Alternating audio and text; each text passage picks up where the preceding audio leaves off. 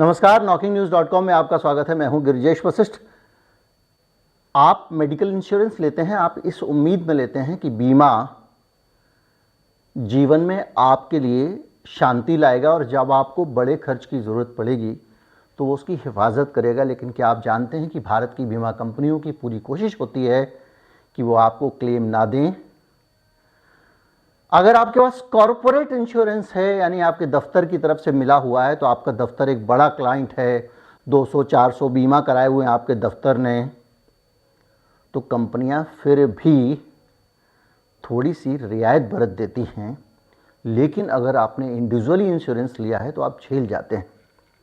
आज इसी के बारे में समझने की कोशिश करेंगे कि क्या क्या इंश्योरेंस कंपनी आपके साथ कर सकती है और आपको कहां कहां सावधान रहना होगा।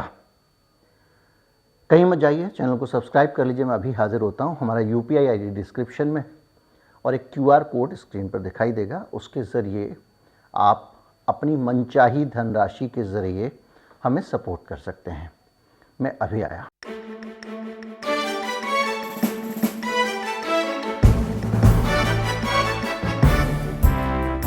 क्या कोई बीमा कंपनी किसी आदमी को सिर्फ इस आधार पर क्लेम देने से मना कर देती है कि वो आदमी वेजिटेरियन है? क्या इस पर आप यकीन करेंगे? लेकिन एक ऐसा मामला आया है जिसने सबकी आंखें खोल दी हैं। मामले ऐसे असंख्य हैं, हजारों हैं, सैकड़ों हैं। आपके आसपास भी इस तरह के किस्से होंगे और आप चाहें तो नीचे लिखकर इस तरह के किस्से बता सकते हैं कमेंट में। और मैं ये चाहूँगा कि कमेंट आप लोग भी पढ़ें ताकि सबको पता लगे। आप कमेंट्स को ये मान के चलिए कि इस वीडियो का वो एक सप्लीमेंट होगा। एक व्यक्ति था अहमदाबाद का, उसकी तबीयत खराब हुई और उसको अस्पताल में भर्ती कराना पड़ा। नाम था Meet Thakkar. Times of India group ने इस खबर को उठाया है, प्रकाशित किया है।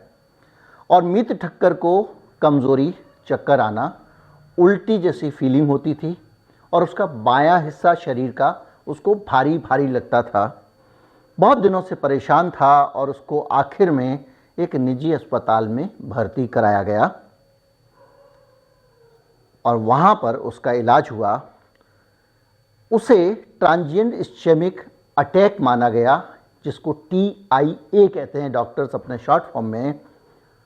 और ये जो चीज़ है उसके अंदर होमोसिस्टीन नाम का एक हार्मोन होता है जिसका लेवल 23.52 मिला उसके खून की जांच में, जो सामान्य तौर पे 5 से 15 के बीच में होना चाहिए। जो 5 से 15 के बीच होना चाहिए वो 23.52 मिला, 15 मैक्सिमम होना चाहिए। और इसको अस्पताल में भर्ती कराया गया, इसका वहाँ इलाज हुआ। 1 लाख रुपए के करीब इलाज में इनका खर्च आता है। तारीख मैं जानबूझकर नहीं बता रहा हूँ क्योंकि इसकी तारीख का इस खबर में बहुत महत्वपूर्ण है और बहुत अहम है। उनको भारत की जानी मानी पब्लिक सेक्टर की medical insurance company new India assurance ने बीमा का पैसा देने से मना कर दिया। न्यू इंडिया एश्योरेंस ने डॉक्टरों का नाम लिया कि भाई डॉक्टरों ने हमको ये सलाह दी है और ये बताया है कि ये आदमी अपनी गलती की वजह से बीमार हुआ था, इसलिए इसको इंश्योरेंस का फ़ायदा नहीं मिलेगा। अपनी गलती कौन सी? बताया गया कि उसे हाइपर होमोसिस्टीमिया जो हुआ था उसका कारण विटामिन B12 की कमी थी। भारत में विटामिन B12 की कमी होना बहुत सामान्य बात है और आधे से ज़्यादा लोगों के अंदर, मैं आपको बता दूं, विटामिन B12 की कमी होने का कारण हमारे डॉक्टर हैं। एसिडिटी के लिए जो आप दवा लेते हैं वो विटामिन B12 की कमी पैदा कर सकती है, पहली चीज़। दूसरा, खाने में ज़्यादा सोडा होने के कारण भी विटामिन B12 की कमी हो सकती है। अब ये जो चीज़ है इसके कारण उसके विटामिन B12 की कमी हुई और डॉक्टर ने कहा कि न्यूट्रिएंट्स जो होते हैं वो इसके खाने में कम थे, पौष्टिक तत्वों की कमी थी, जिसके कारण इसको ये बीमारी हुई और इस वजह से इसको क्लेम नहीं दे सकते। यानी इसने ढंग से खाना नहीं खाया, इसने जो खाना खाया वो सारा का सारा खाना ऐसा था जिसके कारण B12 की कमी हो सकती थी, इसलिए हम इसको क्लेम नहीं देंगे। रिजेक्ट कर दिया उसका क्लेम। डॉक्टरों की सलाह के आधार पर अपने पास डॉक्टर रखती है बीमा कंपनियां, न्यू इंडिया एश्योरेंस जैसी बड़ी कंपनी। और ये काम जब आप कह रहे हैं कि आपके शरीर में पोषक तत्व नहीं थे, तो फिर ये ठक्कर साहब जो थे क्या करते, ये इन्होंने फिर कहा कि नहीं भैया हमको क्लेम तो आपको देना पड़ेगा। ठक्कर साहब टकरा गए, वो पहुंच गए कंज्यूमर रिड्रेसल फोरम में, उपभोक्ता निवारण अदालत में अहमदाबाद की, और कहा कि आपको तो हमको मुआवजा देना पड़ेगा, हमने इंश्योरेंस कराया है, आप पेमेंट करिए।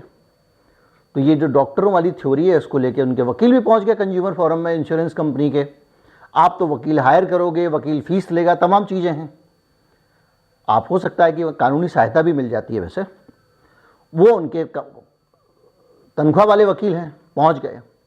वकीलों ने कहा कि ये आदमी जब ऐसी चीज़ें खाता था जिसके कारण B12 की कमी हो जाएगी, तो फिर हम इस आदमी को क्लेम क्यों दें? ऐसे तो कल के दिन कोई कुछ कर लेगा, अपना आत्महत्या कर लोगे तो हम बीमा क्लेम देते रहेंगे क्या? इस तरह का लॉजिक बीमा कंपनी लेकर आई।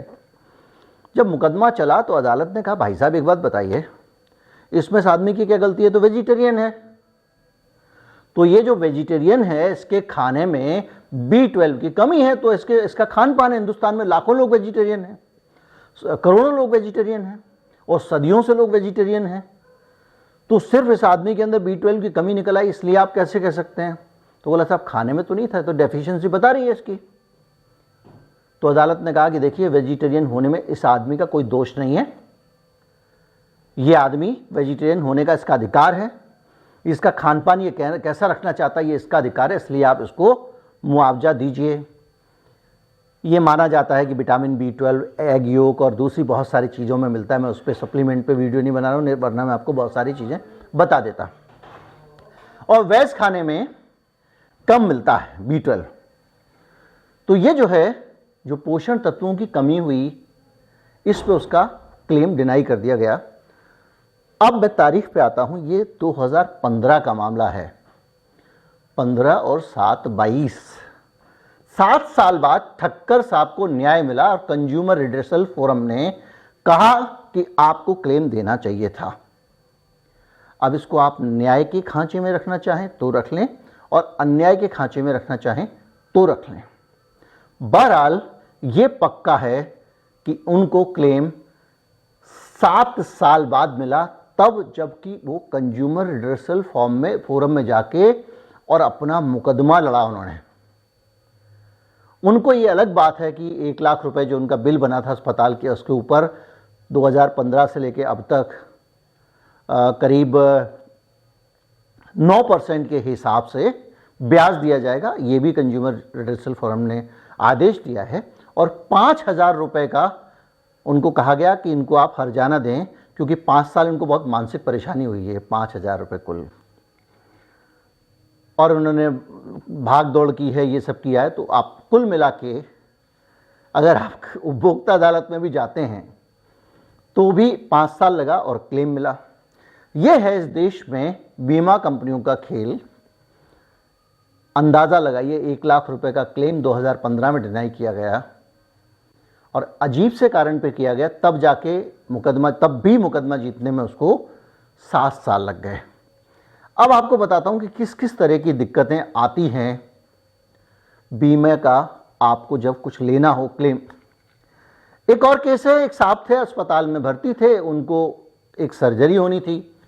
सर्जरी होने के लिए बीमा कंपनी को एक एस्टीमेट बना के भेजा गया कि भाई इतना खर्चा मोटा मोटा इनकी सर्जरी में आ जाएगा। उस एस्टीमेट को बीमा कंपनी ने अप्रूव कर दिया। डॉक्टर साहब ने जब मरीज के अंदर का डिपार्टमेंट खोला तो उन्होंने देखा कि एक और चीज़ है जिसको हटाना ज़रूरी है, और उसको हटाने के लिए जिस इक्विपमेंट की ज़रूरत होगी वो 85,000 का आता है। वहीं ऑपरेशन टेबल से ही तुरंत 85,000 के अप्रूवल के लिए कंपनी को भेजा गया। कंपनी ने कहा 35,000 देंगे। ये बीमा कंपनियां आम तौर पे करती हैं, उनके पास कोई रास्ता नहीं था। फिर इसमें भी मुकदमेबाजी हुई और बहुत सारी बातें हुई।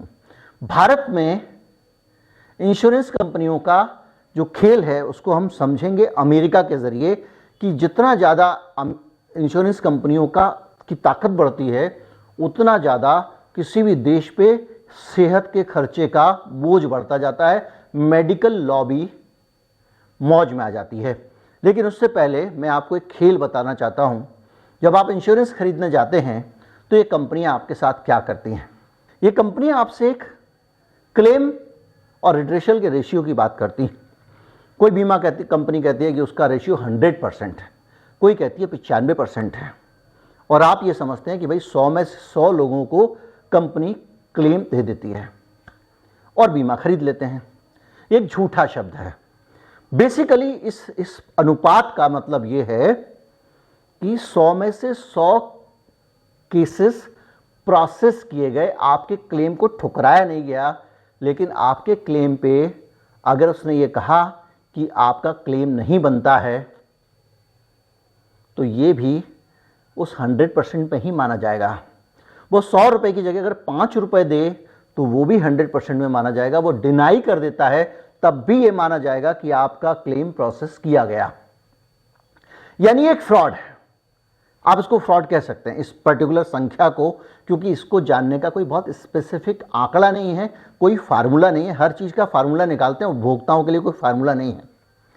एक उदाहरण देता हूं कि मान लीजिए आप अस्पताल में, भगवान ना करे कि आप हो, कोई भी व्यक्ति अस्पताल में जाता है, भर्ती होता है और उसने पिछले महीने ही अपना बीमा कराया है।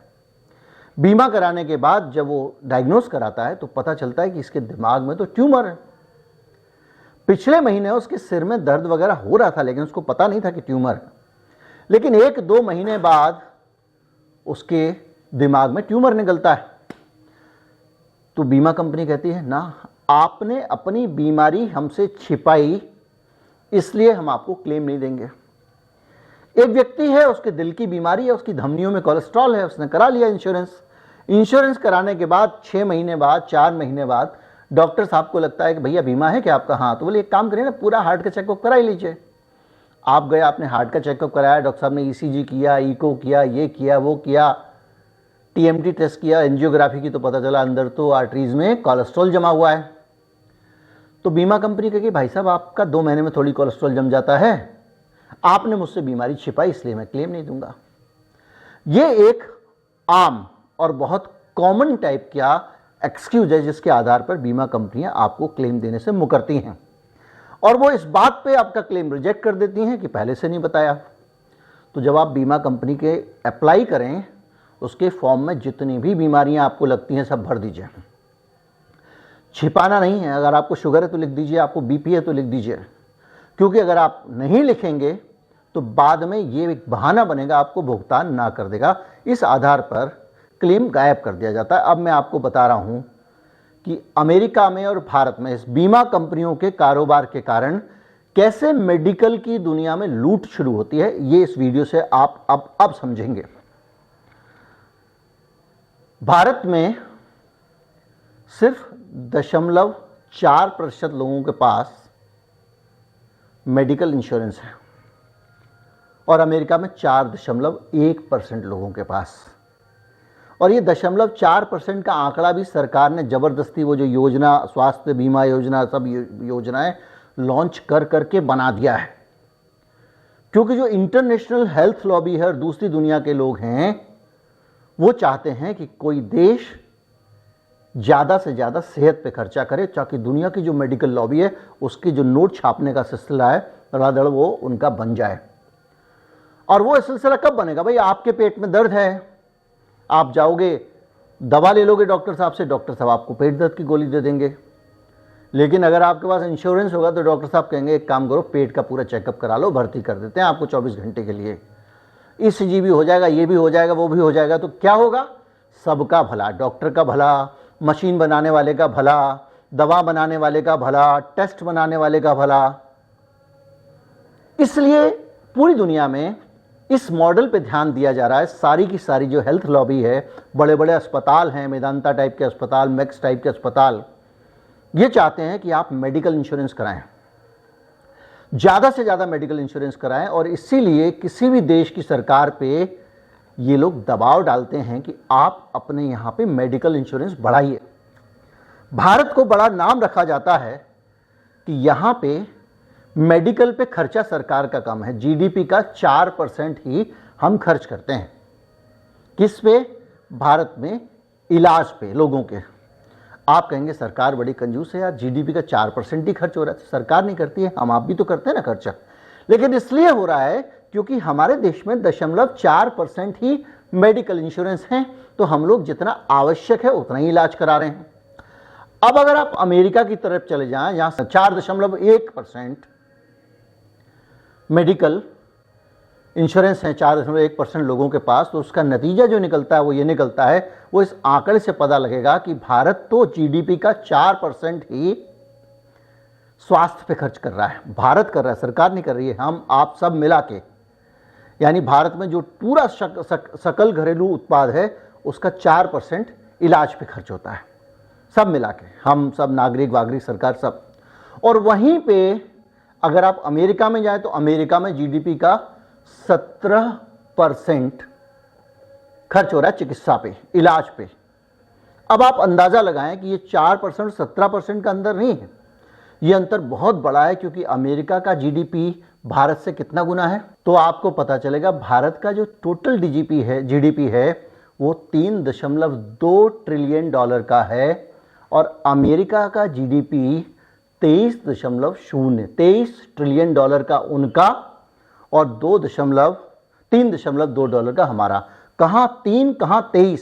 तो इस गणित से आप मोटा मोटा देखेंगे तो घुमा फिरा के, तो हम अगर 4 रुपए खर्च कर रहे हैं अपनी 100 रुपए की जीडीपी में से, तो उसी 100 रुपए की जीडीपी में अगर अमेरिका का काउंट किया जाए तो उनके 400 रुपए खर्च हो रहे हैं। यानी 100 गुना पैसा मोटा मोटा अमेरिका सेहत पे खर्च कर रहा है। और यह खर्चा सिर्फ इसलिए कर रहा है क्योंकि अमेरिका में ज्यादा लोगों के पास मेडिकल इंश्योरेंस है। तो जब आपके पास मेडिकल इंश्योरेंस है, आपका सड़क पे एक्सीडेंट हुआ, कुछ हुआ, कहीं हुआ, टक से उठा के वो अस्पताल वाले ही वहीं से ले जाते हैं। चूंकि बीमा है तो हेलीकॉप्टर लेके चला जाएगा आपको, बाद में आपकी बीमा कंपनी पैसे देती रहेगी, और उस चक्कर में अस्पताल मोटा मोटा बिल बनाता है, फिर हेलीकॉप्टर का बिल भी जुड़ जाएगा, फिर उनके आईसीयू भी बहुत महंगे वाले होंगे, उसका बेड भी महंगा वाला होगा। पूरी मेडिकल इंडस्ट्री, जो पूरा मेडिकल माफिया है जिसको कहें विश्व का, जो फार्मा लॉबी है, जितनी भी लॉबी हैं, उन सब को खूब सारा खाद पानी मिलता है। इसलिए ज्यादा से ज्यादा जोर मेडिकल इंश्योरेंस पे है। लेकिन हम ये समझ लें अच्छी तरह से कि भारत में इतना सारा लूट के बावजूद हम ये देख रहे हैं कि जो मेडिकल इंश्योरेंस कंपनियां हैं वो नागरिकों के साथ में फरेब करती हैं, जो उनको नहीं करना चाहिए। और सरकार ने भी लोगों के संरक्षण के लिए कोई उपाय नहीं किया है। जो है वो मोटा मोटा पेरिफेरल उपाय है। लेकिन इस बात की चिंता आपको अक्सर दिखाई देती होगी कि इंश्योरेंस सेक्टर की ग्रोथ नहीं हो पाई है, सरकार को ग्रोथ के लिए ये करना चाहिए, सरकार को वो करना चाहिए, अस्पताल बंद कर दो, स्वास्थ्य बीमा योजना चला दो, खुद इलाज मत दो, बीमा कंपनियों से दिलाओ।